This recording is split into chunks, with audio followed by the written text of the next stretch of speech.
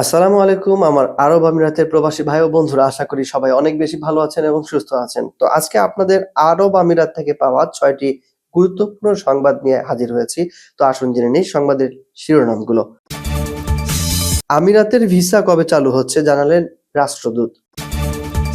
আর এদিকে ভিসা নিয়ে প্রবাসীদের সতর্ক করলো আরব আমিরাত।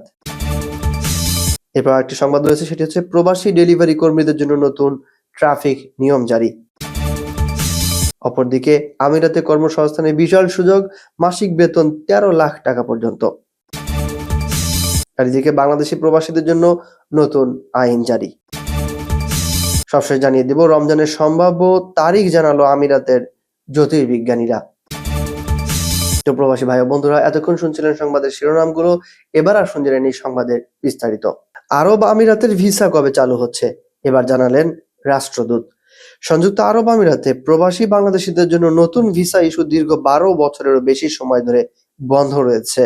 এ প্রেক্ষাপটে সম্প্রতি আবুধাবিতে অনুষ্ঠিত এক আলোচনায় বাংলাদেশি রাষ্ট্রদূত তারেক আহমেদ জানান, আমিরাত সরকার বড় ধরনের অনিয়মের অভিযোগ না পেলেও বিভিন্ন ক্ষুদ্র নিয়ম ভঙ্গ ও শৃঙ্খলা ভঙ্গের ঘটনা ভিসা অনুমোদন প্রক্রিয়ায় নেতিবাচক প্রভাব ফেলছে।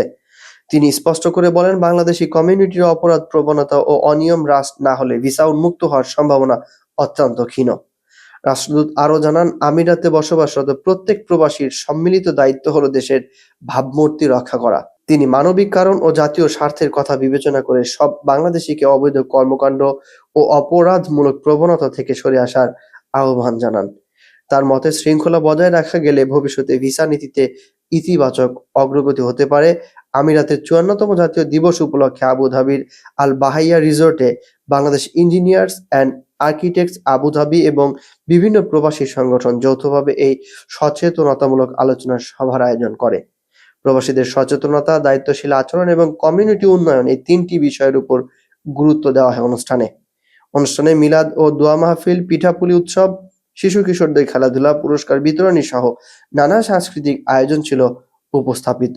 প্রবাসীরা পরিবার পরিজন নিয়ে উৎসবে অংশ নেন এবং দেশ ও কমিউনিটির কল্যাণে ঐক্যবদ্ধ থাকার প্রতিশ্রুতি ব্যক্ত করেন। সভায় রাষ্ট্রদূত তারেক আহমেদ বলেন, বাংলাদেশি কমিউনিটির ইতিবাচক ভূমিকা এবং সচেতন আচরণই ভবিষ্যতে ভিসা সংকট নিরসনের ক্ষেত্রে সবচেয়ে বড় প্রভাবক হতে পারে। তিনি প্রবাসীদের আইন মেনে চলা, সুনাম রক্ষা এবং দেশের ভাবমূর্তি উজ্জ্বল করার আহ্বান পুনর্ব্যক্ত করেন। আর এদিকে এবার ভিসা নিয়ে প্রবাসীদের সতর্ক করলো আরব আমিরাত। ভুয়া ওয়ার্ক ভিসা দিয়ে প্রতারণার ঘটনা বাড়তে থাকায় প্রবাসী ও বিদেশি চাকরি প্রত্যাশীদের সর্বোচ্চ সতর্ক থাকার আহ্বান জানিয়েছে সংযুক্ত আরব আমিরাতের দুবাই পুলিশ। কর্তৃপক্ষ জানিয়েছে, সম্প্রতি কয়েকটি সংঘবদ্ধ প্রতারক চক্র চাকরি ও ভিসা স্পন্সরশিপের মিথ্যা আশ্বাস দিয়ে আগ্রহীদের কাছ থেকে বিপুল অর্থ হাতিয়ে নিচ্ছে। দুবাই পুলিশের জেনারেল ডিপার্টমেন্ট অব ক্রিমিনাল ইনভেস্টিগেশনের অধীন অ্যান্টি ফ্রড সেন্টারের বরাতে বলা হয়েছে, প্রতারকরা নিশ্চিত ওয়ার্ক ভিসা এবং আকর্ষণীয় চাকরির প্রস্তাবের কথা বলে সাধারণ মানুষকে ফাঁদে ফেলছে। এসব প্রস্তাবের কোনো আইনি ভিত্তি নেই এবং অধিকাংশ ক্ষেত্রে ভুয়া কাগজপত্র ব্যবহার করে প্রতারণা করা হচ্ছে। চলমান বিওয়ার অব ফ্রড বা প্রতারণা থেকে সতর্ক থাকুন এই সচেতনামূলক প্রচারণার অংশ হিসেবে দুবাই পুলিশ জানিয়েছে, ওয়ার্ক ভিসা পাওয়ার একমাত্র নিরাপদ উপায় হলো সরকারি অনুমোদিত চ্যানেল অথবা লাইসেন্স প্রাপ্ত রিক্রুটমেন্ট এজেন্সির মাধ্যমে আবেদন করা। কোনো ভিসা বা চাকরির প্রস্তাবে অর্থ পরিশোধের আগে তা সংশ্লিষ্ট সরকারি কর্তৃপক্ষের মাধ্যমে যাচাই করার উপর গুরুত্ব দেওয়া হয়েছে। কর্তৃপক্ষ আরও সতর্ক করেছে, আইনি প্রক্রিয়ার বাইরে নিশ্চিত ভিসা দেওয়ার দাবি করা ব্যক্তি বা অনানুষ্ঠানিক গোষ্ঠীর সঙ্গে লেনদেন অত্যন্ত ঝুঁকিপূর্ণ। এ ধরনের প্রস্তাব থেকে দূরে থাকার পরামর্শ দেওয়া হয়েছে। দুবাই পুলিশ জানিয়েছে, প্রতারণা প্রতিরোধে সচেতনতা ও দ্রুত রিপোর্টিং অত্যন্ত গুরুত্বপূর্ণ। সন্দেহজনক কোনো ভিসা প্রস্তাব বা প্রতারণার ঘটনা ঘটলে তাৎক্ষণিকভাবে সংশ্লিষ্ট কর্তৃপক্ষকে জানাতে প্রবাসী ও চাকরি প্রত্যাশীদের প্রতি আহ্বান জানানো হয়েছে।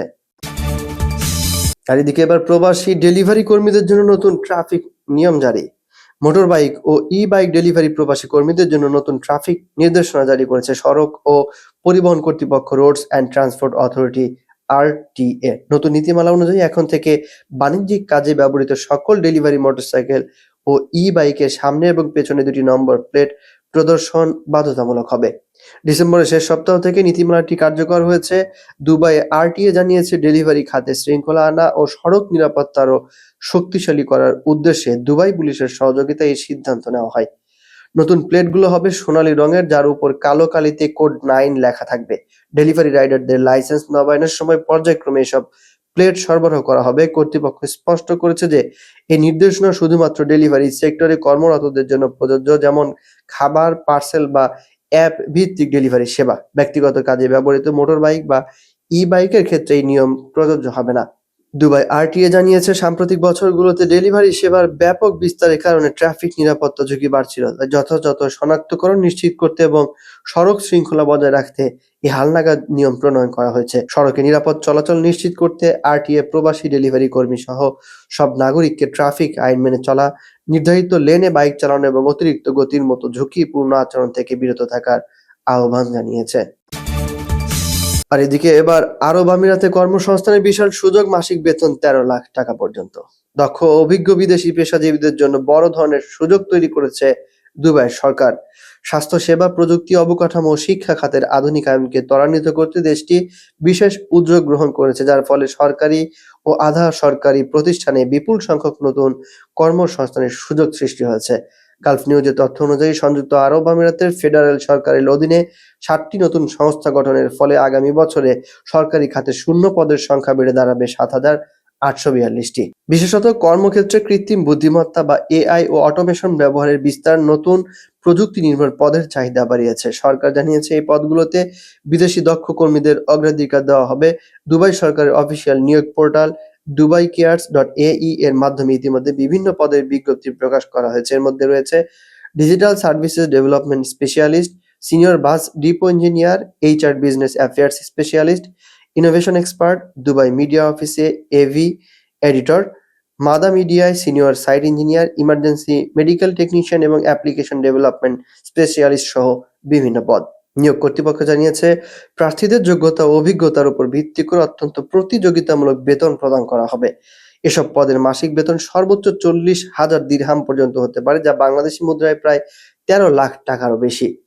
বিশ্বের যে কোনো দেশ থেকেই যোগ্য প্রার্থীরা অনলাইনে সরাসরি আবেদন করতে পারবেন। দুবাই সরকারের এই উদ্যোগকে প্রবাসী, বিশেষ করে বাংলাদেশি দক্ষ কর্মীদের জন্য বড় ধরনের অর্থনৈতিক সুযোগ হিসেবে দেখা হচ্ছে। প্রযুক্তি, প্রকৌশল, স্বাস্থ্যসেবা ও ব্যবস্থাপনা খাতে অভিজ্ঞ পেশাজীবীদের জন্য এটি নতুন সম্ভাবনার দ্বার উন্মোচন করেছে। আর এদিকে আরব আমিরাতে বাংলাদেশি প্রবাসীদের জন্য নতুন আইন জারি। প্রবাসীদের অনলাইন কার্যক্রমের জন্য কঠোর নতুন বিধান জারি করা হয়েছে, যা না মানলে বিপুল জরিমানা ও কারাদণ্ডের ঝুঁকি রয়েছে। দেশটির মিডিয়া কাউন্সিল সোশ্যাল মিডিয়া সহ সকল অনলাইন প্ল্যাটফর্মে কন্টেন্ট নিয়ন্ত্রণের জন্য এই আইন কার্যকর করেছে, যার আওতায় কন্টেন্ট নির্মাতাদের জন্য লাইসেন্স বাধ্যতামূলক করা হয়েছে। নতুন বিধান অনুযায়ী ধর্ম, রাষ্ট্র বা জাতীয় প্রতীকের অবমাননা একটি গুরুতর অপরাধ। ধর্মীয় অনুভূতিতে আঘাত করলে সর্বোচ্চ 10 লাখ দিরহাম এবং রাষ্ট্র বা তার প্রতীকের অসম্মান করলে 5 লাখ দিরহাম পর্যন্ত জরিমানা হতে পারে। এছাড়া ভুল বা বিভ্রান্তিকর তথ্য ছড়ানোর জন্য সর্বোচ্চ 2 লাখ দিরহাম জরিমানার বিধান রাখা হয়েছে। সবচেয়ে গুরুত্বপূর্ণ বিষয় হলো, ট্রেড লাইসেন্স ছাড়া সোশ্যাল মিডিয়ায় কোনো ধরনের পণ্য বিক্রি বা বাণিজ্যিক প্রচারণা চালালে সর্বোচ্চ 5 লাখ দিরহাম জরিমানা, পণ্য বাজেয়াপ্ত এবং কারাদণ্ডের মতো কঠিন শাস্তির মুখে পড়তে হবে। সংযুক্ত আরব আমিরাত জানিয়েছে, এই আইনের লক্ষ্য ডিজিটাল প্ল্যাটফর্মে নৈতিকতা ও জবাবদিহিতা নিশ্চিত করা। তাই আমিরাতে থাকা সকল প্রবাসী কন্টেন্ট ক্রিয়েটর এবং অনলাইন ব্যবসায়ীদের অবিলম্বে যথাযথ লাইসেন্স ও পারমিট সংগ্রহের জন্য বিশেষভাবে সতর্ক করা হয়েছে। এদিকে এবার রমজানের সম্ভাব্য তারিখ জানালো আমিরাতের জ্যোতির্বিজ্ঞানীরা।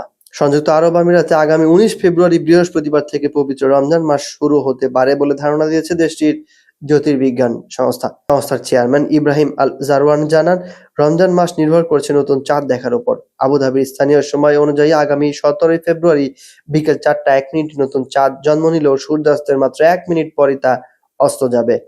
ফলে ওই দিন চাঁদ দেখা সম্ভব হবে না। এই কারণে চাঁদ দেখা কমিটির আনুষ্ঠানিক ঘোষণা অনুযায়ী রমজান শুরু হওয়ার সম্ভাব্য দিন হিসেবে বৃহস্পতিবার 19 ফেব্রুয়ারি নির্ধারণ করা হয়েছে। আল জারওয়ান আরো জানান, রমজানের শুরুতে আবুধাবিতে রোজার সময় হবে প্রায় 12 ঘন্টা 46 মিনিট, আর মাসের শেষে তা ধীরে ধীরে বেড়ে দাঁড়াবে প্রায় 13 ঘন্টা 25 মিনিটে। মাসের শুরুতে দিনের আলো থাকবে প্রায় 11 ঘন্টা 32 মিনিট এবং শেষে তা 12 ঘন্টা 12 মিনিট পর্যন্ত বাড়বে। আবহাওয়ার পূর্বাভাসে বলা হয়েছে, রমজানের শুরুতে আবুধাবিতে তাপমাত্রা থাকবে 16 থেকে 28 ডিগ্রি সেলসিয়াসের মধ্যে, যা উত্তর দিকের শীতল বাতাসের প্রভাবে নির্ধারিত হবে। মাসের শেষ দিকে তাপমাত্রা বেড়ে 19 থেকে 32 ডিগ্রি সেলসিয়াসে পৌঁছতে পারে, যা বসন্তকালীন আবহাওয়া ও পশ্চিমা বাতাসের কারণে হয়ে থাকে। এছাড়া পুরো রমজান মাসেই বৃষ্টিপাতের সম্ভাবনা রয়েছে বলে জানিয়েছেন আল জারওয়ান। এ সময় গড় বৃষ্টিপাতের পরিমাণ 15 মিলিমিটার ছাড়াতে পারে, যা মৌসুমি গড় আবহাওয়ার সঙ্গেই সামঞ্জস্যপূর্ণ। প্রবাসের সকল আপডেট খবর পেতে আমাদের চ্যানেলটি সাবস্ক্রাইব করে সঙ্গেই থাকুন।